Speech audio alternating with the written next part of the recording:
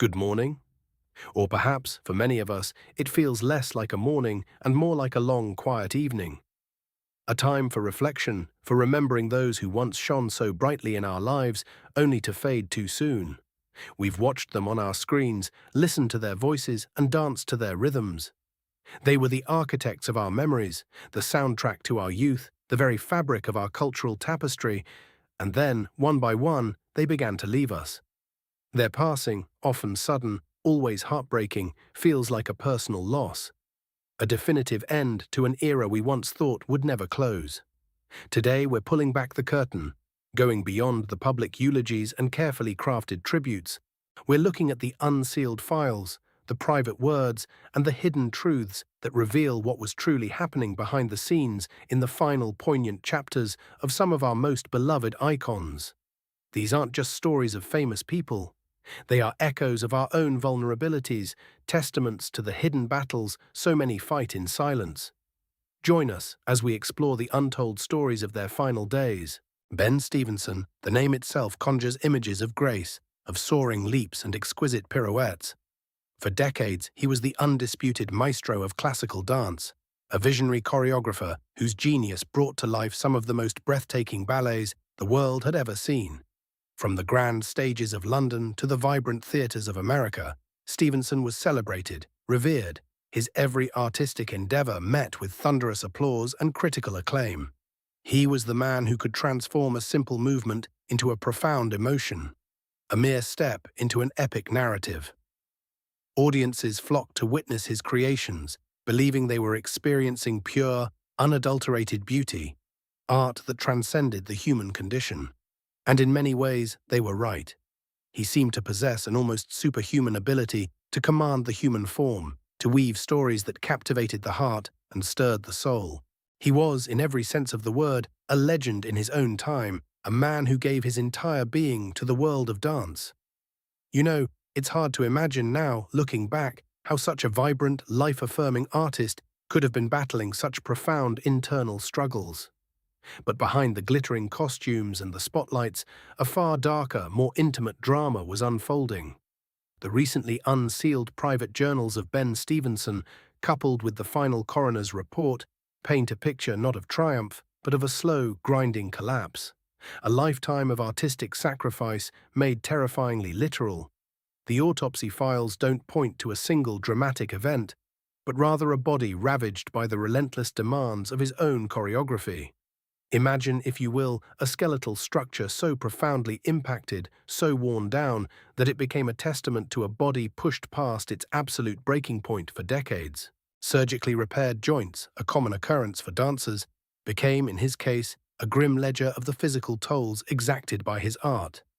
The diaries echo this physical decay, but they reveal something even more heartbreaking. A mind that had become a prison, haunted by the very characters he made famous. He wasn't just choreographing them. He was, in a profound and tragic sense, being consumed by them. The secret diaries reveal Stevenson's darkest truth. His celebrated narrative ballets were not just art. They were autobiographical horrors. We've cross-referenced journal entries from his work on Dracula and found terrifying parallels, chilling echoes of a man losing himself in his creations. He writes not as a choreographer, an observer, but as the vampire himself, describing a loneliness that spans ages and a thirst that cannot be slaked. Think about that for a second. The very act of creation, of pouring his soul into these characters, became a slow bleed, a draining of his own life force.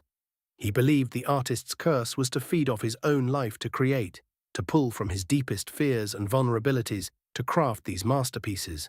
And in the end, the roles he created, the stories he told, bled him dry, leaving him hollowed out.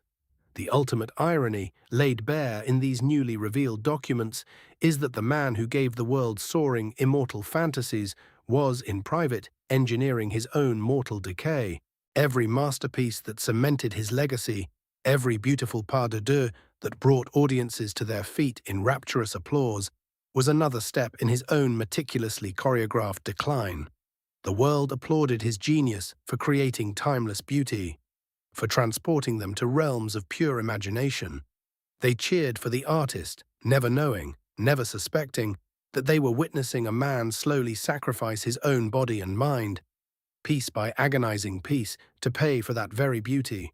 What a profound cost for such exquisite art. For an entire generation, the name Sean Connery was synonymous with cool, with sophistication, with an undeniable magnetic charisma that few could ever hope to match. He was the original James Bond, of course, the man who defined the role, setting a standard that, for many, has never been truly surpassed. But his career was so much more than just a secret agent. He commanded the screen in every role, whether as the wise mentor, the grizzled detective, or the formidable father. His voice, a rich, unmistakable burr, could command attention or whisper a tender sentiment, and his presence was simply immense. He was, without a doubt, one of Hollywood's true titans, a man who exuded strength, intelligence, and an almost effortless, rugged charm. He was the kind of hero you believed in, the kind of man who always had a plan, always had an escape route, always emerged victorious. We saw him as indestructible, a force of nature, and perhaps in our hearts we wanted him to be. The death certificate, when it finally arrived, read like a final grim script: pneumonia, respiratory failure, old age, atrial fibrillation. A cascade of system failures, a medical explanation for a body giving out. But those documents only tell the story of the last few hours, the final physical surrender. What the family's closely guarded statements reveal, what the whispers from inside his Bahamian sanctuary confirmed, was a longer, slower, and far more cruel assassin: dementia. The official causes were merely the final act of a body giving up after the mind. The very essence of Sean Connery, that sharp intellect, that formidable wit, had already begun its long, agonizing fade to black. It was a battle fought in the quiet solitude of his mind, far from the cameras and the public gaze. We've analyzed the patterns, and the connection between his life's work and his final struggle is devastatingly clear. Connery built his legend on characters defined by sharp intellect, formidable presence, and a voice that could command or seduce with a single perfectly delivered phrase. Think of James Bond's cunning, Henry Jones Sr.'s academic wit, or Ramirez's ancient wisdom, all functions of a brilliant, agile mind. The secret we've uncovered isn't found in a hidden file, it's in the tragic symmetry of his end. The dementia, sadly confirmed by his devoted wife Micheline, was the cruelest of thieves. It's a sobering reminder that even our greatest heroes are, in the end, profoundly human. And for those of us who grew up with him, who saw him as larger than life, it leaves a quiet ache in the heart. Oливии Nьютон-Джон, the name itself sparkles with an almost ethereal glow, doesn't it? For so many years, she was a symbol of radiant hope, of untouchable grace, a voice that could soothe or electrify with equal measure. From the innocent charm of Greece's Sandy to the empowering anthem of Physical, she captivated millions around the globe. Her smile was infectious, her spirit seemingly indomitable.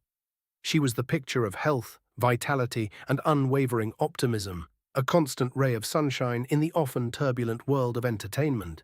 We saw her as a beacon, someone who faced life's challenges with a gentle strength and an inspiring positivity. She was, in every public appearance, a testament to resilience, a true survivor who had overcome much in her life. We believed in her strength, perhaps because we wanted to believe in that kind of strength for ourselves. But privately, as confirmed by a review of her life's work and personal testimony, Oливии Nьютон-Джон was a warrior in a silent 3-decade war waged inside her own body. While the world mourned the loss of a beloved star, the official death certificate tells a story not of starlight, but of a brutal biological siege. The document, now part of the public record, doesn't list fame or grace as causes. It states, in stark clinical terms, metastatic breast cancer. The bombshell isn't just the diagnosis, it's the duration.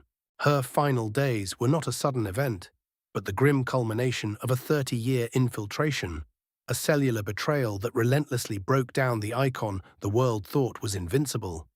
It was a battle fought in quiet dignity, away from the glare of the cameras, a testament to her profound personal courage. Her own memoir, Don't Stop Believin', the closest thing we have to a secret diary, reveals the hidden toll behind that famous, ever-present smile. While she publicly championed relentless positivity and hope, her private writings confess to moments of despair and unimaginable chronic pain, The dark truth we've uncovered is that her famous radiant hope wasn't an absence of fear. It was a daily conscious act of defiance against it. Her once whispered about use of plant-based remedies, specifically cannabis, wasn't a celebrity indulgence or a fad. It was a desperate private weapon against an agony she largely concealed from her adoring public. She fought with every fiber of her being, choosing hope not as a luxury but as a necessity. The final crushing irony buried in the narrative of her life is almost unbearable to contemplate. The woman who skyrocketed to global fame with the anthem Physical, a song that became a worldwide celebration of the body's health, strength, and vitality, spent her final decades in a battle where her own physicality was betraying her. The very body that a generation sought to emulate, that danced and sang with such infectious energy, became her private prison, the source of a pain so profound it overshadowed the bright lights of her own legend.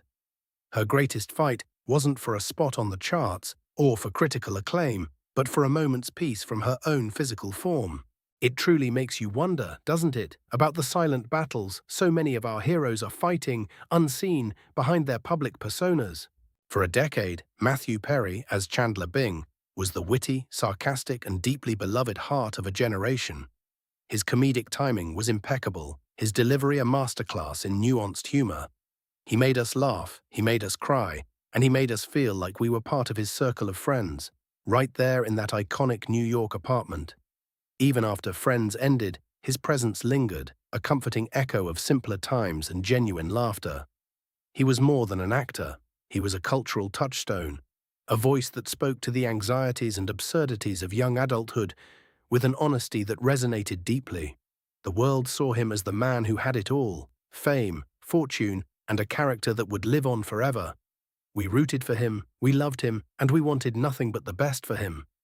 But what the world saw on screen was a carefully constructed facade, a brilliant performance masking a lifelong brutal war. Officially, his passing was ruled accidental. Unofficially, it was the final tragic chapter in a war he had been fighting for decades. Bombshell. The autopsy files, once sealed from public view, don't point to the usual Hollywood tragedy involving illicit substances. The killer was ketamine. Not just traces, mind you, but a massive anesthetic-level dose. The report details a grim cocktail, the acute effects of ketamine leading to drowning, with coronary artery disease and buprenorphine, a drug used to fight opioid addiction, listed as contributing factors. The very tools of his recovery, the substances meant to aid his healing, had been twisted into the instruments of his death. It's a stark, devastating reminder of the razor's edge many walk in their battle for sobriety.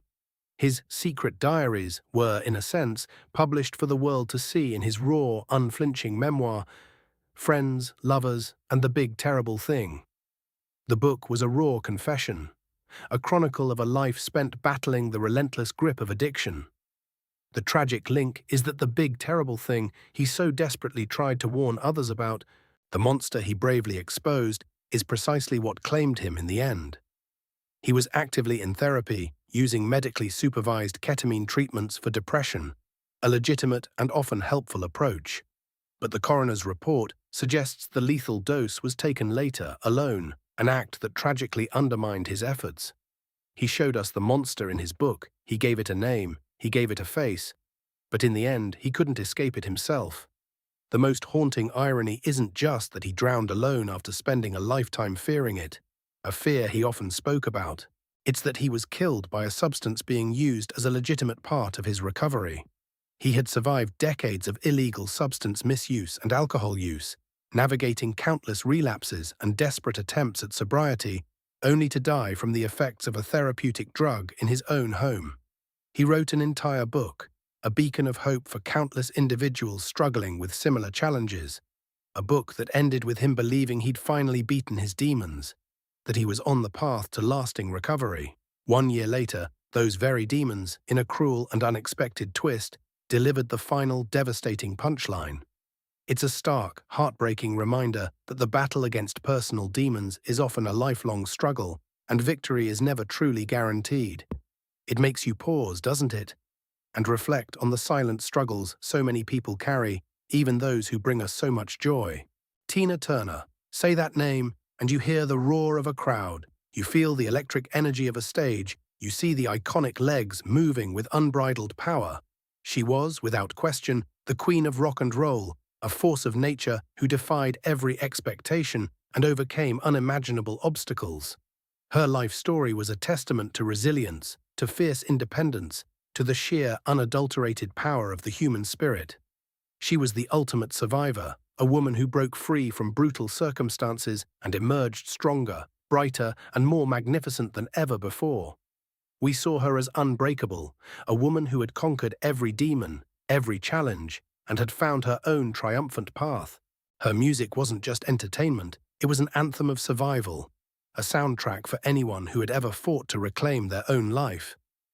While the world accepted the official narrative of death by natural causes, a quiet, peaceful end for a woman who had lived such a dynamic life, Tina Turner's own memoirs, her final desperate testimony, paint a far darker, more complex picture. The official report was a quiet closing chapter, a gentle fade out. But her own words, penned with raw honesty, reveal a brutal, decade-long war fought inside her own body, a conflict she unknowingly escalated herself through deeply personal choices. The coroner's report may be sealed, tucked away, but the true cause of her passing was a cascade failure years in the making, directly revealed in her own writings. The final blow was organ failure stemming from long-term, untreated hypertension. For years, mistrustful of conventional medicine, a mistrust born from a lifetime of fighting for control, Turner secretly turned to homeopathic remedies. This decision, tragically, allowed her high blood pressure to destroy her kidneys. As she herself wrote, the natural cause was a body that could no longer endure the consequences of a decision made decades prior, a silent internal battle that ultimately claimed her. The public knew Tina as the ultimate survivor, a woman who broke free from the brutal control of Ike Turner, a testament to personal liberation. But her diaries reveal a secret, second battle, a fight for control over her own health, a deep-seated resistance to external authority, even medical authority. In a tragic parallel, just as she sought freedom from the oppressive grip of her past, she tried to free herself from what she saw as the grip of conventional medicine. This quest for absolute control, born from a lifetime of being controlled and manipulated, tragically led her to cede control of her own survival to an illness she fatally underestimated. It's a profound and heartbreaking illustration of how past traumas can echo through our lives in unexpected and devastating ways. The devastating irony is that the woman celebrated globally for her fierce independence, her unyielding spirit, and her incredible survival instincts nearly orchestrated her own demise through a deep-seated mistrust of the very systems that could have helped her. She survived one of music's most notorious villains, emerging triumphant and stronger than ever, only to be brought to the brink by an enemy within, an unseen foe. The final heartbreaking twist in her incredible story: after a lifetime of fighting for independence, her survival was ultimately secured not by her own power, but by an act of total surrender, accepting a literal piece of the man she loved, her husband Erwin Bach, who donated his own kidney to save her from a fate she had nearly sealed herself. It's a reminder that even the strongest among us sometimes need to let go and accept help, and that love can truly be a life-saving force. For over a year, the story was sealed, shrouded in a veil of official pronouncements. A Hollywood icon, gone in the night. Räya Liotta, dead at 67, the official line was clean, simple, and comforting. Died in his sleep. A peaceful end for a man who made a career of playing anything but peaceful characters.